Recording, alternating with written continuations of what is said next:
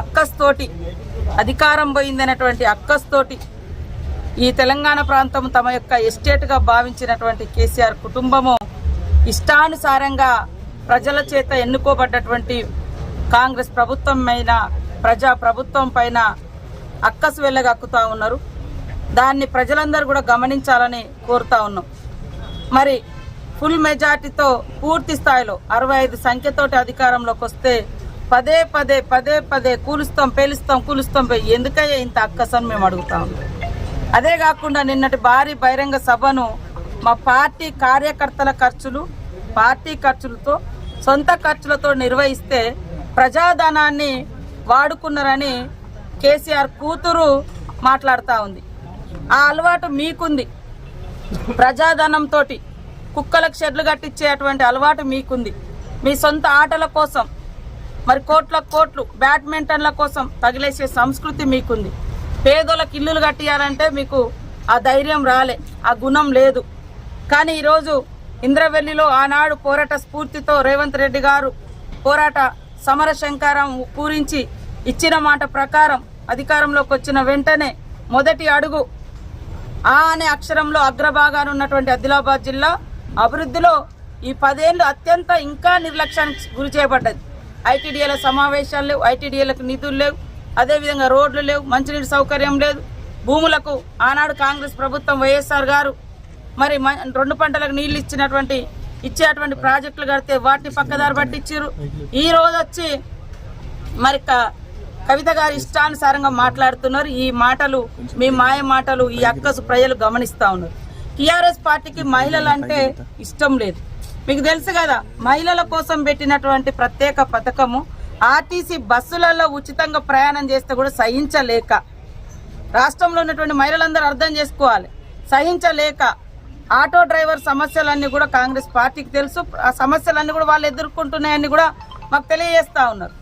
కానీ ఆటో డ్రైవర్లను రెచ్చగొట్టి ఆటోలను తగలబెట్టుడు కూలగొట్టుడు విద్వేషాలు రెచ్చగొట్టి తద్వారా రాజకీయ అధికారం పొందాలనేటువంటి కుట్ర ఈ టీఆర్ఎస్కు పుట్టుకతో ఉన్నది. కాబట్టి ఇవాళ ఆడవాళ్ళందరూ స్వేచ్ఛగా ఖర్చు లేకుండా బస్సులలో ప్రయాణం చేస్తుంటే కూడా తట్టుకోలేక బయట ఏ ఆడవాళ్ళు కనపడొద్దు, కేసీఆర్ కూతురే కనపడాలి. ఏదున్నా కూడా బతుకమ్మ అని ఆమె కనపడాలి, లేకుంటే ఇంకోటి రోజు ఏదో ఒకటి ఎత్తుకొని వస్తూ ఉంటుంది, ఆమె కనపడాలి. రాష్ట్రంలో వేరే ఆడవాళ్ళు ఎవరు లేరు. కాబట్టి ఈరోజు ప్రియాంక గాంధీని అడ్డుకుంటుందట. ఆమె కాలి గోటికి కూడా మీరు సరిపోరని అంటున్నారు. వాళ్ళ కుటుంబం త్యాగాల కుటుంబం. ఇవాళ మీరు అమరుల త్యాగాల మీద రాజభోగాలు అనుభవించారు. తెలంగాణ ఉద్యమంలో కూడా మీరు ఎక్కడ నష్టపోలే, రాజభోగాలు అనుభవించారు. అటు రాజీనామా చేసినట్టు యాక్షన్ చేస్తారు, రాజీనామా కాగానే ఇటు మళ్ళీ ఎన్నికలు నిలబడతారు. 7 పదవులు త్యాగాలు చేశారు వాళ్ళుగా. కాబట్టి ఇందిరాగాంధీ కుటుంబాన్ని, సోనియమ్మ కుటుంబాన్ని అనే అర్హత మీకు లేదు. అలాంటి మాటలు మానుకోండి. ఇవాళ ప్రజాధనాన్ని లూటీ చేసి మీ సొంత జల్సాల కోసం రాష్ట్రంలో లక్షలాది మంది ఇండ్లు లేకుండా ఇబ్బంది పడుతుంటే వాళ్ళకి గట్టియకుండా మీకు మాత్రం ఫస్ట్ మనం ఉండడానికి మాత్రం కట్టుకున్న చరిత్ర మీది. కాబట్టి కాంగ్రెస్ను, సీఎం రేవంత్ రెడ్డి గారిని ఇష్టానుసారంగా మాట్లాడితే ప్రజలు ఊరుకోరు. మహిళలారా ఆలోచించండి. మీకు ఉచిత బస్సు ప్రయాణం పెడితే ఈరోజు టీఆర్ఎస్ పార్టీ ఓర్వలేకపోతుంది. నిన్న ఇంద్రవెల్లిలో నాగోబా జాతర ప్రాంగణంలో మహిళలతో, స్వయం సహాయక సంఘాలతో జరిగినటువంటి ఇంటరాక్షన్లో గతంలో మాకు 10,000 ఖర్చు వచ్చేది ఇంట్లో, ఈ రోజు 4,000 నుంచి 5,000 మేము మిగిల్చుకుంటున్నాం. ఎందుకంటే మాకు బస్సు ఎక్కడం మూలంగా ఆ భారం మా మీద పడకుండా 4-5,000 మిగులుతున్నాయని చెప్పారు. అంటే అట్లా మహిళలు ఆర్థికంగా డెవలప్ కావడానికి కానీ, వాళ్ళ కష్టాలు కన్నీళ్లు బయటకు వచ్చి చెప్పుకోవడానికి కానీ ఈ టీఆర్ఎస్ పార్టీ సహించలేకపోతుంది. కాబట్టి ఇవాళ మరి మాట్లాడితే మా రాహుల్ గాంధీ గారిని అడ్డుకుంటాం, ప్రియాంక ఎందుకమ్మా అంత అక్కసు? ఇవాళ 10 ఏళ్ళు అనుభవించారు. ఏం త్యాగం చేశారు? ఏం ప్రాణ త్యాగం చేశారు? మీరు వాళ్ళ కుటుంబాలు త్యాగం చేసినాయి. ఇవాళ కాంగ్రెస్ పార్టీ కూడా కుటుంబ పార్టీ. మీలాగా ఇతరుల త్యాగాల మీద ఎట్టే టైంలో ఒకే కుటుంబంలో 5-6 వచ్చి అధికారాలలో కూర్చోలేదు, పదవులు పంచుకోలేదు.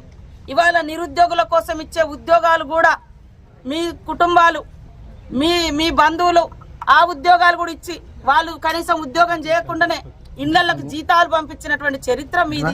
మొన్ననే కదా బయటపడ్డది సింగరేణి ఇంకొకడ. మీ మీ బంధువులకు సంబంధించి. కాబట్టి ఇవాళ నోటిఫికేషన్ ఇస్తే తప్పే అంటారు.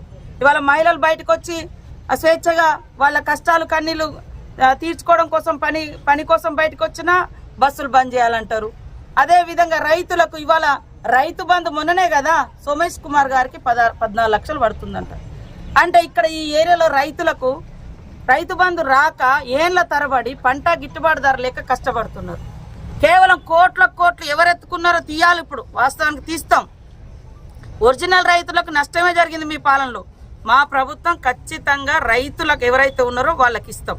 ఇవన్నీ మంచి పనులు చేస్తున్నారు. ఇవాళ జీతాలు కనీసం ఇచ్చిరా?